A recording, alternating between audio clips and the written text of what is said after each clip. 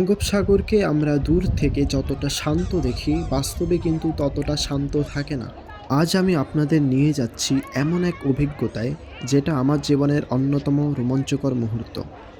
উত্তাল ঢেউ, স্পিড বোটের দুলুনি আর প্রতিটি মুহূর্তের অ্যাড্রেনালিন সব মিলিয়ে ছিল এক অন্যরকম অনুভূতি।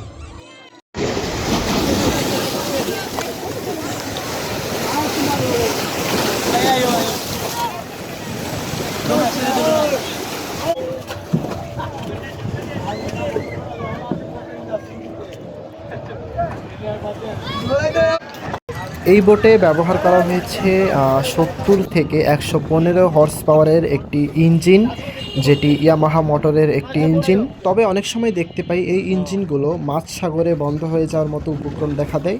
আমিও চাই মাঝ সাগরে যেন ইঞ্জিন বন্ধ হয়ে যায়, তাহলে একটি রোমাঞ্চকর মুহূর্তের সম্মুখীন হব।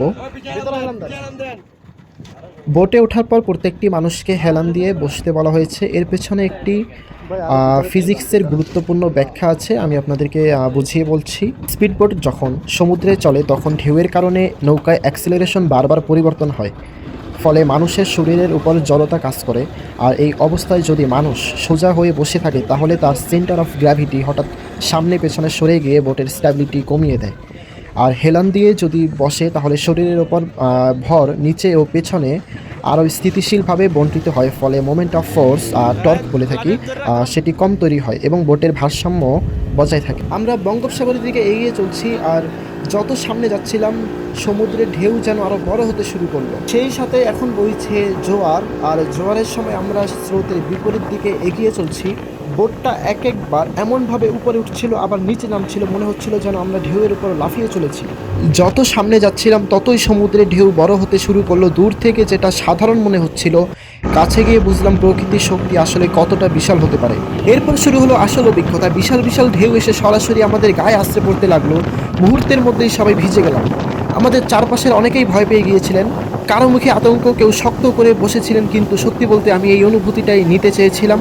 এই অ্যাডভেঞ্চারের জন্যই আমি এই স্পিডবোটে উঠেছিলাম। তবে একটা বিষয় পরিষ্কার করে বলতে চাই, আমার কাছে এটা রোমাঞ্চকর লাগলেও সবার কাছে এমন লাগবে না।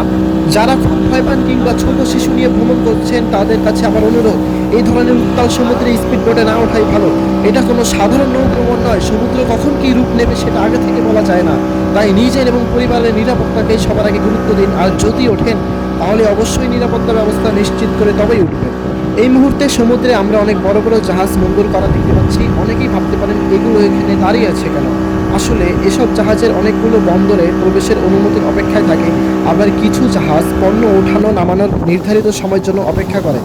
বঙ্গোপসাগরের একেবারে উত্তাল অংশে চলে এসেছি। সামনে একের পর এক বিশাল ঢেউ।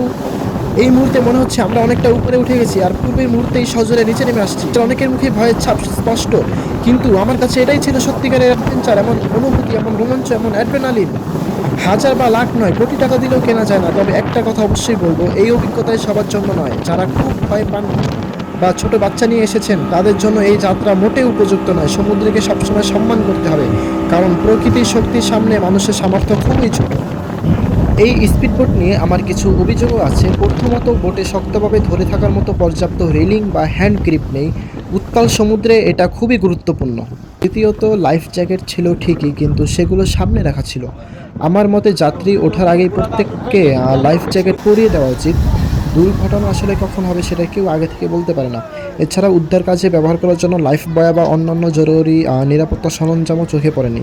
যারা এসব বিষয় পরিচালনা করে থাকে, তাদের আরও বেশি গুরুত্ব দেওয়া উচিত।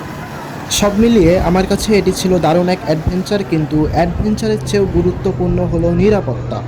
প্রকৃতিকে কখনোই ছোট করে দেখা উচিত নয়। সমুদ্র সুন্দর, কিন্তু একই সঙ্গে অনেক শক্তিশালী। ভিডিওটি ভালো লাগলে অবশ্যই লাইক এবং সাবস্ক্রাইব করে আজিজুল অমি চ্যানেলের পাশে থাকবেন। এরকম অ্যাডভেঞ্চার ভিডিও পরবর্তীতে আরও আসবে ইনশাল্লাহ।